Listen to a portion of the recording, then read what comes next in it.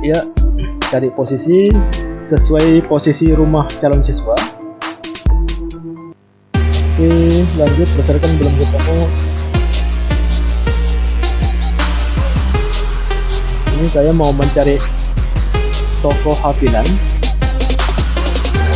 Toko hafilan belum ada. Lagi. Oke, nah itu sudah muncul toko hafilan. Maka drag and drop menuju ke toko hafilan. Ya, misalkan di sini tempat tinggalnya.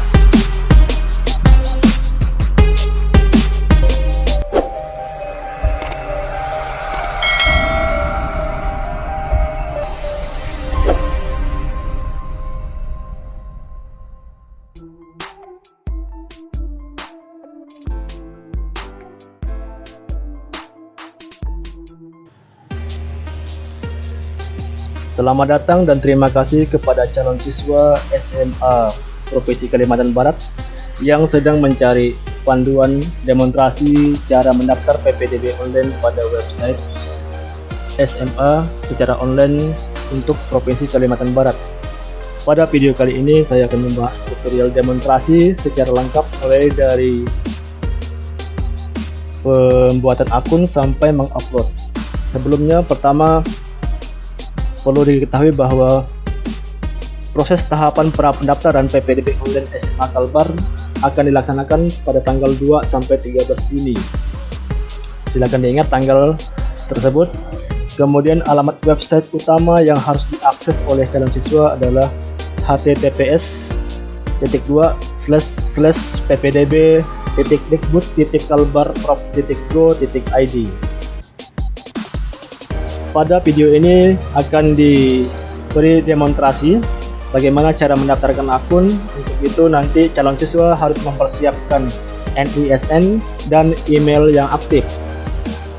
Kemudian dilanjutkan dengan tutorial bagaimana mengaktifkan akun melalui verifikasi email yang masuk dari web PPDB. Yang ketiga, kita akan menunjukkan tutorial cara melengkapi data seperti berikut, yaitu pada data biodata, persiapkan data NISN, nomor NIK, kartu keluarga, nama lengkap, jenis kelamin, tempat lahir, tanggal lahir, nomor HP, email, nomor kartu keluarga, nomor kartu KIP atau KKS atau PKH bagi siswa yang memiliki kartu tersebut. Kemudian alamat tempat tinggal, nanti bagaimana kita akan mengisi nama jalan, nomor RT RW, kode pos, nama kabupaten kota, kecamatan, nama desa, kemudian bagaimana mengatur posisi rumah pada peta dalam website PPDB online ini. Berikutnya bagaimana cara mengupload berkas scan format file image atau JPG dengan ukuran size maksimal 300 KB. Kemudian berkas-berkas yang harus diupload nantinya surat pernyataan bersedia di proses hukum. Ini template-nya ada di dalam website, nanti akan kita tunjukkan. Kemudian siapkan scan kartu keluarga, scan surat keterangan kelulusan, scan surat keterangan domisili bagi calon siswa yang tempat tinggal saat ini berbeda dengan tempat tinggal yang ada di KK. Kemudian nilai rapot SMP sederajat semester 1 sampai dengan semester 5, setiap lembarnya di scan. Terus nanti kita akan mendemonstrasikan bagaimana mengisi nilai mata pelajaran ujian nasional semester 1 sampai semester 5. Kemudian bagaimana cara mengecek jarak tinggal calon siswa dengan sekolah SMA yang dipilih maupun SMA lain yang berada pada web PPDB. Terakhir, bagaimana nantinya menentukan pilihan jalur pendaftaran. Ingat bahwa pilihan ini hanya bisa dilakukan satu kali, tidak boleh sistem akan mengunci pilihan, tidak akan bisa diganti. Maka harus dipertimbangkan dengan sebaik-baiknya jalur mana yang mau dipakai. Baik, kita mulai. Demonstrasi yang pertama akan mendemonstrasikan bagaimana cara mendaftar akun pada web PPDB Online SMA Kalbar tahun 2020. Silakan simak video berikut ini. Pertama, buka web browser seperti Mozilla atau Chrome, kemudian ketik alamat website yang diberikan tadi di awal, yaitu https://ppdb.kalbarprov.go.id. Harus pas menggunakan https, huruf kecil semua. Kalau sudah pasti, klik tekan enter. Nah, jika benar akan terbuka tampilan web seperti ini. Ini adalah website resmi untuk pendaftaran PPDB Online SMA di Provinsi Kalimantan Barat. Sebelum masuk lebih lanjut, kami menghimbau calon siswa untuk membiasakan membaca informasi-informasi. Ini ada informasi, silahkan dibaca dengan saksama. Ini berbicara tentang jalur. Nah, silahkan diperhatikan, disimak dan dipahami. Pada jenjang SMA itu ada 4 jalur, kemudian jenjang SMK ada 2 jalur. Untuk SMK hanya jalur reguler dan jalur afirmasi, sedangkan SMA adalah terutama jalur zonasi. Baik, kita mulai. Pada sudut atas kanan ada tombol login atau daftar, diklik. Ya, akan tampil tampilan web seperti ini. Info, silakan dilihat lagi info. Untuk mendaftarkan akun, kita cari di bawah ada tulisan daftar. Nah, tulisan itu diklik tulisan daftar, kemudian terbuka halaman seperti ini. Kita scroll dulu. Nah, kembali diingatkan membiasakan membaca aturan-aturan yang diberikan pada website. Dibaca ini aturannya. Kalau sudah yakin benar, diklik. Harus diceklis. Setelah dibaca, dipahami, klik atau checklist. Yang ketiga, dibaca, dipahami, klik checklist. Yang keempat, dibaca, dipahami, dan klik checklist. Sekali lagi, pastikan semua sudah terchecklist, sudah dibaca dan dipahami. Tombol bersedia atau lanjutkan, diklik. Tombol berwarna biru yang ada di bawah, kita klik.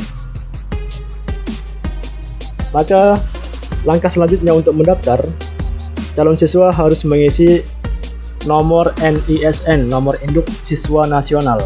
Ini bisa calon siswa dapatkan di rapot atau di kartu pelajar, biasanya ada.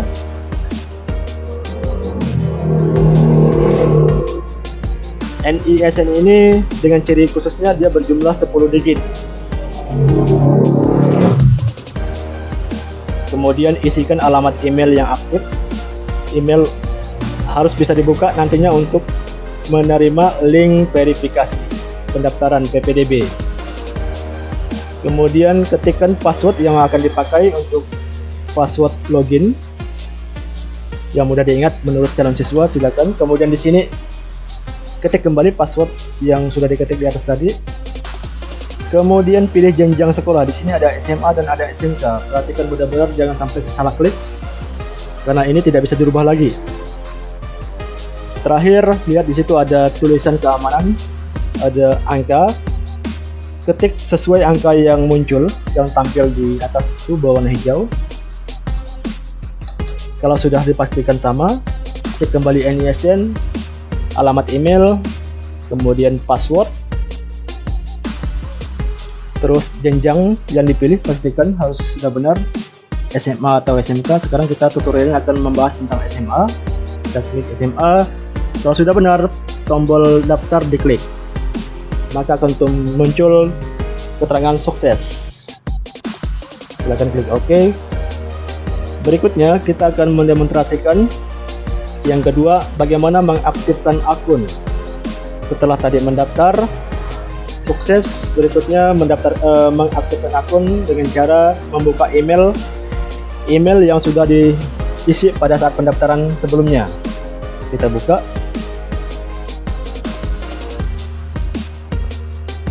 Ya, ini email yang saya pakai tadi untuk mendaftar. Untuk contoh,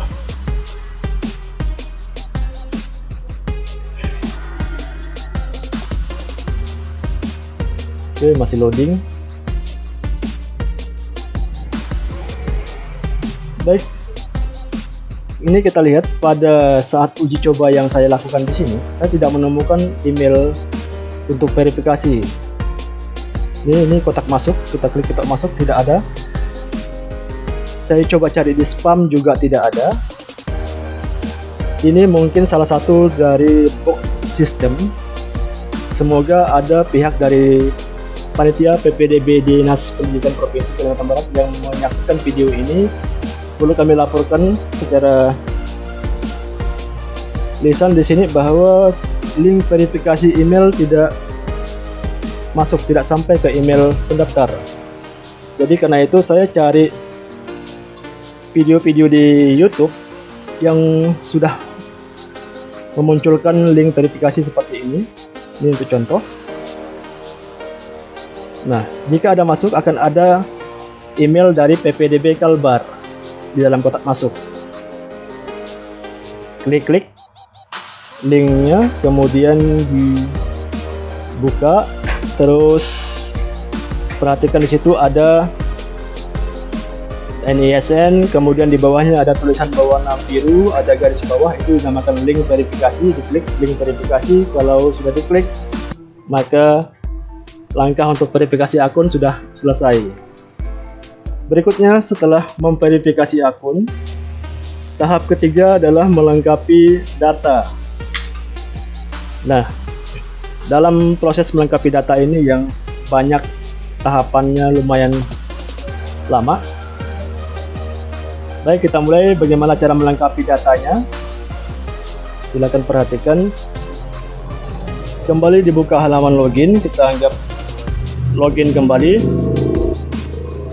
Isi alamat email yang saat pendaftaran tadi, kemudian isi password yang dibuat saat pendaftaran, lanjut isi email, kemudian password. Berikutnya ketik angka keamanan sesuai yang muncul di halaman layar calon pendaftar. Klik sign in. Nah, di sini sukses. Baik, calon siswa pendaftar, ini tampilan awal halaman isi dari web PPDB. Di sini ada profil. Nah, ini tidak ada isinya profil. Ini yang perlu ditambahkan biodatanya. Informasi saat ini yang kami terima bahwa jika SMP calon siswa sudah mensinkron dapodik dari SMP ke dapodik Provinsi Kalimantan Barat, maka data ini otomatis muncul, kecuali dari Depak yang memang tidak bisa sinkron. Baik, ini berlaku jika datanya belum lengkap. Caranya kita akan lengkapi seperti ini. Mulai dari NISN, dicek kembali NISN-nya. Ini contoh. Kemudian nomor NIK, buka, lihat di kartu keluarga, kemudian ada nomor di sebelah nama calon pendaftar. Nomor itu disebut nomor NIK calon pendaftar. Silakan diketik nomornya di sini. Nama lengkap diisi. Ini contoh. Jenis kelamin, diklik tanda panahnya, pilih laki-laki atau perempuan. Tempat lahir diisi. Tempat lahir sesuai data di kartu keluarga atau di akte kelahiran. Terus tanggal lahir dipilih tahunnya dulu.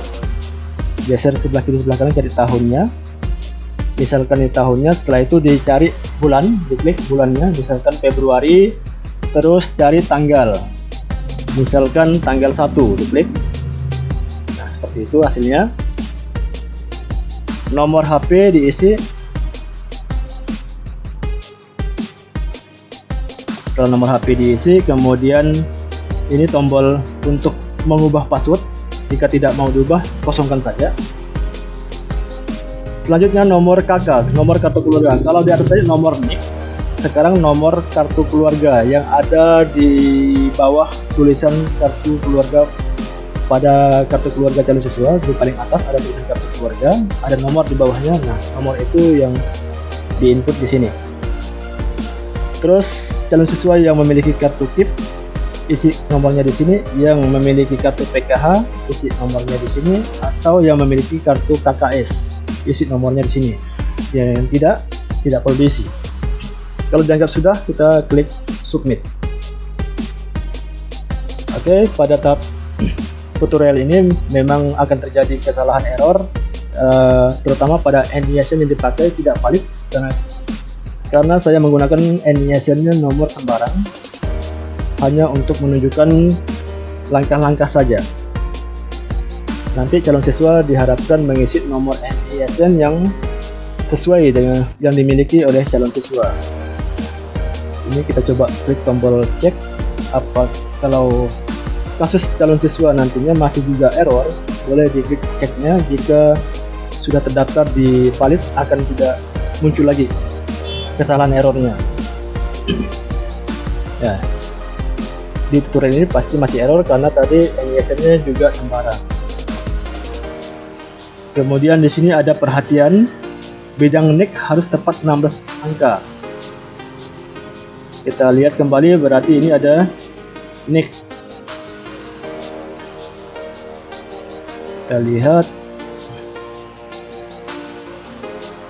di bagian bawah di sini. Nah, ini kita coba cek, hitung jumlah nomor yang tertulis di sini. Iya, ternyata ada 17, kelebihan 1, maka dikurangi. Nomor NIK hanya ada 16 digit, jika lebih dia akan otomatis di sini menunjukkan kesalahan. Baik, anggap kita sudah selesai dan anggap data calon siswa sudah. Jika sudah, berikutnya yang perlu diisi lagi adalah alamat. Perhatikan di sini ada catatan juga. Harap menginput lokasi sesuai dengan data yang sebenarnya. Karena tadi di awal kita sudah bicarakan akan ada surat pernyataan untuk proses hukum jika ada yang tidak sesuai. Pada kolom alamat, ketikkan nama jalan, kemudian RT, nomor RW jika ada, kode pos, tuliskan nomor kode pos. Terus pada pilihan kota itu dipilih, klik tanda panah, kemudian memudahkan, klik pada itu diketik nama kabupaten, misalkan Kabupaten Sanggau, kemudian kecamatan, biar mudah juga. Ya, ini tidak ada Sekayan, maka untuk itu diketik secara manual, ketik Sekayam, maka akan muncul di sini, diklik. Terus nama kelurahan jika sudah ada langsung diklik saja. Ini misalkan Balai Kerangan. Nah, berikutnya, karena SMA adalah zonasi, ini yang sangat penting untuk menentukan zonasi. Bagaimana meletakkannya? Meletakkan posisi tempat tinggal ini sesuai dengan tempat tinggal calon siswa. Kita untuk memudahkan, kita ganti modelnya menjadi model satelit agar nampak posisi rumah dan posisi jalan secara jelas. Di kotak ini untuk menentukan alamat, ya, tulis misalkan Balai Kerangan, klik, maka peta akan terbuka ke peta Balai Kerangan. Silakan digeser, drag and drop, diklik, ditahan, kemudian digeser, besarkan untuk mencari posisinya, klik tanda tambah, terus besarkan, ya, cari posisi sesuai posisi rumah calon siswa. Oke, lanjut, besarkan, belum ketemu. Ini saya mau mencari toko hafilan. Toko hafilan belum ada. Naik lagi. Oke, nah itu sudah muncul toko hafilan. Maka drag and drop menuju ke toko hafilan. Ya, misalkan di sini tempat tinggalnya, maka letakkan posisinya di sini pas. Baik, seperti itu kalau sudah disimpan. Tapi kasus ini jika tempat tinggal siswa itu berada jauh dari jalan, dan ini toko kebetulan dekat dengan jalan. Jika calon siswa itu rumahnya di dalam, misalkan seperti ini, ada di belakang toko hafilan. Nah ini, misalkan di lokasi ini misalkan, maka calon siswa harus menggeser juga posisi letak tinggalnya di tepi jalan raya, jalan yang bisa dilewati oleh mobil. Jadi kurang lebih pada toko hafilan juga, karena nanti pengukuran jarak akan mengukur melewati jalur jalan, bukan mengambil titik pada rumah ya, tapi dari jalan. Kalau sudah, klik submit. Oke, kita coba klik submit. Sukses. Nah, perhatikan kembali untuk siswa, karena ini zonasi, maka pada poin isian ini yang harus pas dan harus hati-hati. Ini kalau kita lihat posisi ini, misalkan saya mau menuju ke SMA Negeri 2 Sekayam.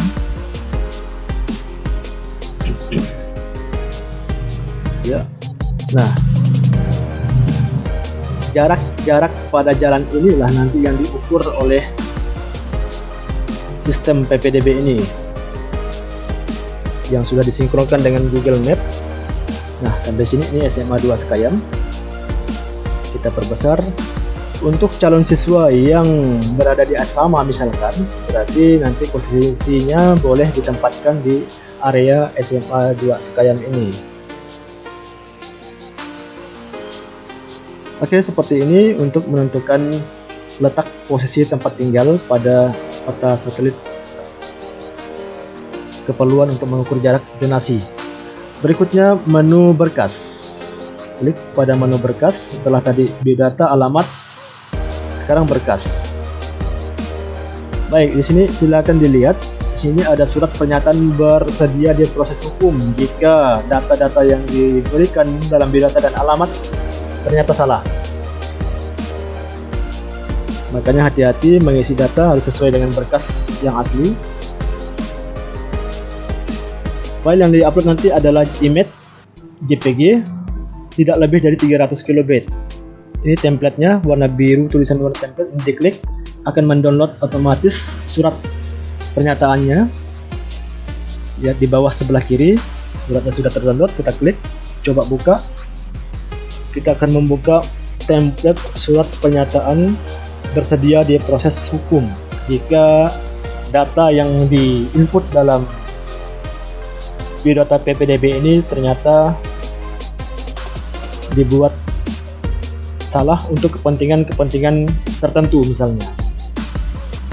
Nah, ini surat pernyataannya, klik enable, kemudian kita edit.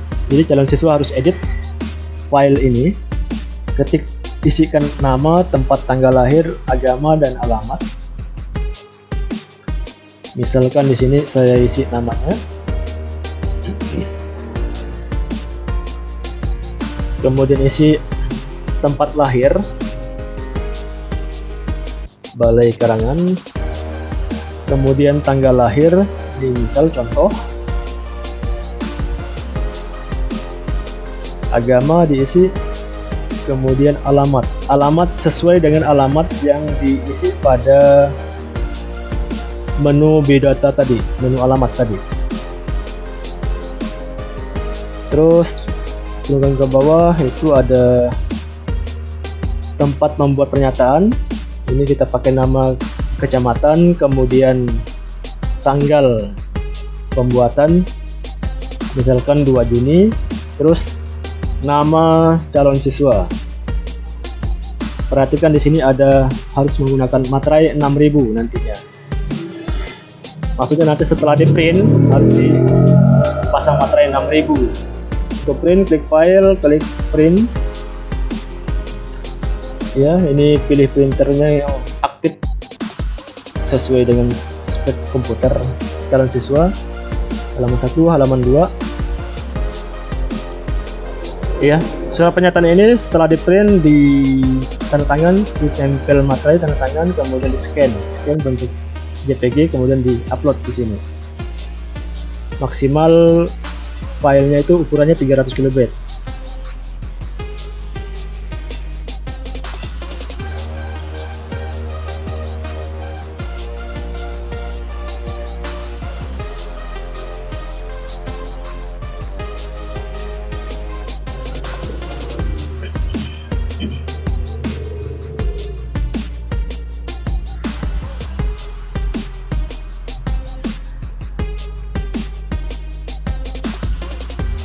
Baik, berikutnya kita lihat di sini di bawahnya yang kedua, scan kartu keluarga, image JPG juga 300 KB, surat keterangan lulus di scan juga, nilai rapot semester 1, jadi halaman pada rapot semester 1, halaman rapot semester 1, kemudian halaman rapot semester 2, halaman rapot semester 3, halaman rapot semester 4, terakhir halaman rapot semester 5.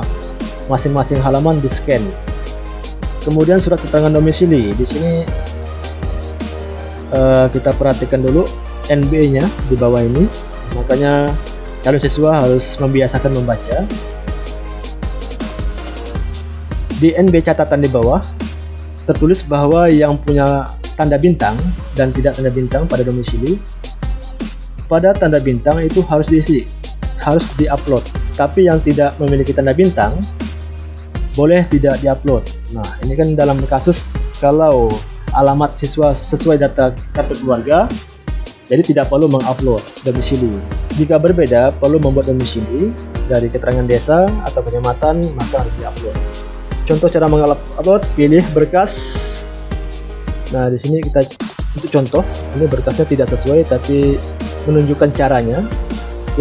Pilih berkas, kemudian cari berkasnya, misalnya ini bentuknya filenya image JPG. Sekali lagi pilih berkas, cari filenya, misalkan ini filenya, ya sudah masuk. Anggap misalkan sudah selesai sampai ke bawah, sampai terakhir nilai rapot semester 5 sudah terupload. Setelah selesai, klik tombol submit. Oke, di contoh ini tidak saya klik karena ini untuk contoh. Berikutnya pada menu nilai. Pada menu ini yang diisi adalah nilai untuk mata pelajaran bahasa Indonesia semester 1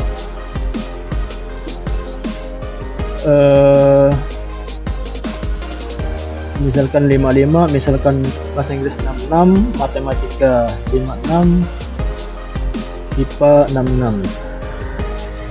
Nah, kemudian calon siswa buka rapot semester 2, isi sesuai mapel yang diminta.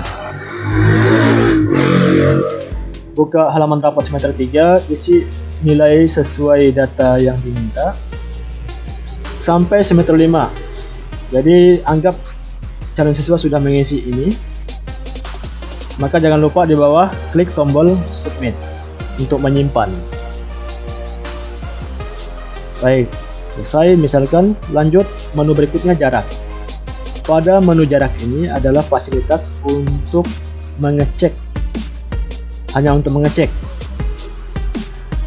jarak antara tinggal siswa dengan SMA yang dipilih atau yang mau di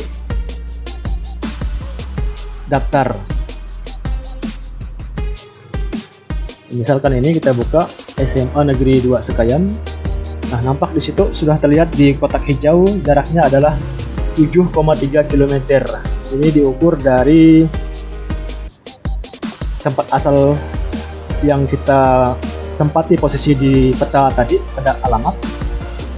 Kemudian coba kita buka secara satelit. Kita cek. Nah, ini yang diukur sama seperti Google Map. Kita lihat apakah sesuai dengan posisi yang kita letakkan pada menu alamat tadi. Iya, pas pada toko Hapilan. Nah, perhatikan di sini ada warna hitam, agak hitam abu-abuan. Ini yang dimaksud tadi jarak. Yang mulai diukur adalah dari jalan, bukan dari tempat tinggal. Rumah misal di dalam, bukan dari rumah yang di dalam yang diukur, tapi dari jalan yang terdekat. Jalan yang bisa dilewati mobil. Makanya tadi rumah kalau di dalam harus digeser ke tepi jalan. Oke, ini hanya untuk mengecek. Oke, tombol kembali. Jika kembali, untuk mengecek sekolah-sekolah yang lain juga sama, diklik tombol ukur jarak. Misalkan kita lihat SMA 1 Sekayam, klik ukur jarak. Ya, pada kotak hijau muncul tulisan 2,5 km. Nah, jarak ini yang menurut informasinya adalah sebagai tolak ukur dalam zonasi.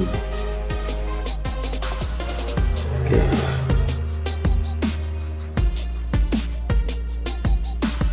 Karena itu calon siswa yang mendaftar sekolah, pilihlah sekolah yang dekat jaraknya dari tempat tinggal kalau memilih jalur zonasi.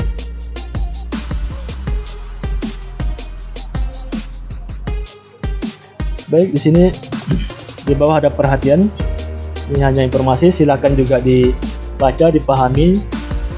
Maksimal 5 sekolah. Jadi artinya dalam menggunakan fasilitas ini hanya bisa memilih 5 sekolah untuk diukur jaraknya.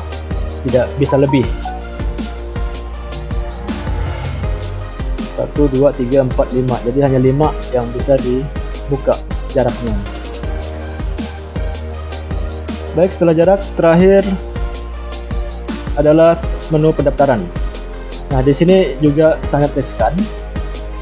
Pada jalur SMA, jalurnya di sini ternyata ada 6 yang disiapkan: afirmasi 15%, kemudian prestasi rata-rata pengetahuan rapot 25%, prestasi akademik non akademik 5%, disabilitas atau cacat itu 2%, perpindahan orang tua 5%, zonasi 48%.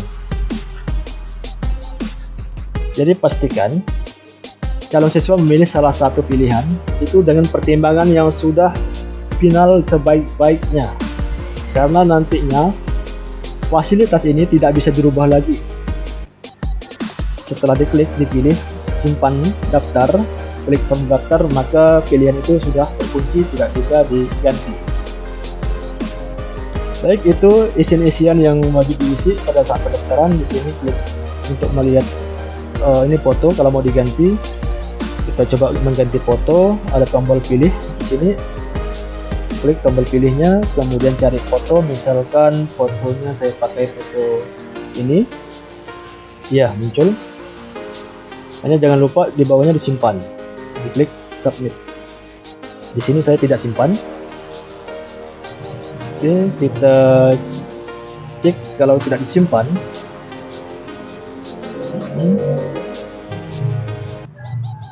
Terus di tombol atas kanan nomor itu, ini tadi kita coba tidak disimpan. Kalau kita klik profil kembali, maka foto tadi akan hilang.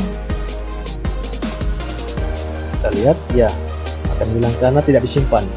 Makanya setiap mengisi data perubahan, siswa harus mengetik submit.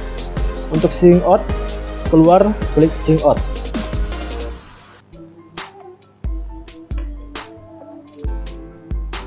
Baik, calon siswa pendaftar SMA secara online di Provinsi Kalimantan Barat, terima kasih sudah menonton. Sampai jumpa. Kemudian sekian demo ini, semoga membantu calon siswa pada PPDB SMA Kalbar secara online tahun 2020. Untuk video cara mengubah PDF menjadi image, jika nanti siswa kebetulan memerlukan fasilitas untuk mengubah file setelah scan-nya PDF, bagaimana cara mengubah ke JPEG, nanti silakan dilihat di deskripsi di bawah video ini ada, kami tuliskan videonya. Terus mari kita berteman dan bantu channel ini secara gratis. Klik tombol subscribe bagi yang tombol subscribe-nya masih berwarna merah. Kemudian klik like, komentar jika ada yang mau didiskusikan, dan terakhir bagikan video ini kepada teman-teman Anda yang memerlukan. Terima kasih. Saya doakan agar semoga calon siswa yang mendaftar di PPDB online ini dapat diterima sesuai dengan pilihan jurusan dan SMA yang diinginkan. Terima kasih sekali lagi dan sampai jumpa. Wassalamualaikum warahmatullahi wabarakatuh.